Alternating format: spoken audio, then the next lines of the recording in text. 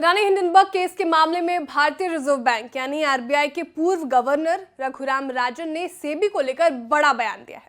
रघुराम राजन ने रविवार को सवाल किया कि बाजार नियामक सेबी ने अमेरिका स्थित शॉर्ट सेलर हिंडनबर्ग की रिपोर्ट की तह तक क्यों नहीं गया और क्या कहा है रघुराम राजन ने, बताएंगे सब कुछ आपको इस रिपोर्ट में। हेलो एंड वेलकम, मैं हूं श्रेया ठाकुर और आप देख रहे हैं विस्तार। दरअसल अडानी हिंडनबर्ग मामले में जांच के बारे में चिंताओं को संबोधित करते हुए भारतीय रिजर्व बैंक के पूर्व गवर्नर रघुराम राजन ने रविवार को सवाल किया कि बाजार नियामक सेबी अमेरिका स्थित शॉर्ट सेलर द्वारा उठाए गए मुद्दों की तह तक क्यों नहीं गया और मांग की ये जानने के लिए कि क्या उसे जांच एजेंसियों की मदद की जरूरत है।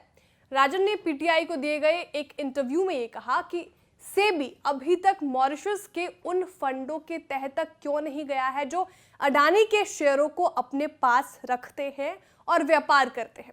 क्या उसे जांच एजेंसियों से मदद की जरूरत है। राजन से जब ये सवाल किया गया कि अडानी समूह पर हिंडनबर्ग के आरोपों के बाद चिंताओं को दूर करने के लिए निजी पारिवारिक कंपनियों की निगरानी में सुधार के लिए सरकार को क्या उपाय करना चाहिए, इस पर राजन ने कहा, मुझे नहीं लगता कि ये मुद्दा निजी कंपनियों पर ज्यादा निगरानी का है। मुद्दा सरकार और व्यापार के बीच गैर पारदर्शी लिंक को कम करने का है। उन्होंने आगे कहा कि अडानी समूह दुनिया भर में रोड शो का विस्तार कर रहा है क्योंकि कंपनी निवेशकों को भरोसा दिलाना चाहता है कि कंपनी का फाइनेंस कंट्रोल में है। अडानी की बात करें तो अडानी समूह फिक्स्ड इन्वेस्टर के साथ दुबई, लंदन और अमेरिका में 7 मार्च से 15 मार्च तक बैठक करेगी। ये बैठक निवेशकों में भरोसा जगाने के लिए बहुत जरूरी है, जो हिंडनबर्ग रिसर्च की एक रिपोर्ट से हिल गया है।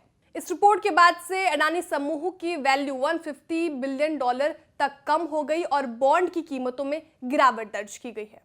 इसके अलावा गवर्नर रघुराम राजन ने एक और बड़ा बयान दिया। उन्होंने कहा, भारतीय अर्थव्यवस्था खतरनाक तरीके से हिंदू विकास दर के करीब पहुंच गई है।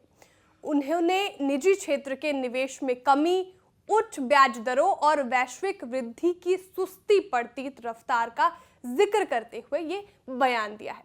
राजन के मुताबिक राष्ट्रीय एनएसओ ने पिछले महीने राष्ट्रीय आय के जो अनुमान जारी किए हैं उनसे तिमाही वृद्धि में नरमी के संकेत मिलते हैं, जो चिंता की बात है। यहाँ आपको हिंदू रेट ऑफ ग्रोथ का मतलब जानना चाहिए। भारत में 1950 से 1980 के दशकों के बीच जीडीपी की 3.5% की बेहद धीमी विकास दर को हिंदू विकास दर कहा जाता है। 1978 में अर्थशास्त्री राजकृष्णन ने पहली बार हिंदू विकास दर शब्द का इस्तेमाल किया था। इस दौरान प्रति व्यक्ति आय औसतन 1.3% की दर से बढ़ी थी। आपको हमारी जानकारी कैसी लगी कमेंट करके जरूर बताएं। वीडियो को लाइक और शेयर करना ना भूलें। साथ ही जो हमारे नए व्यूअर्स हैं वो भी चैनल को सब्सक्राइब करना ना भूलें।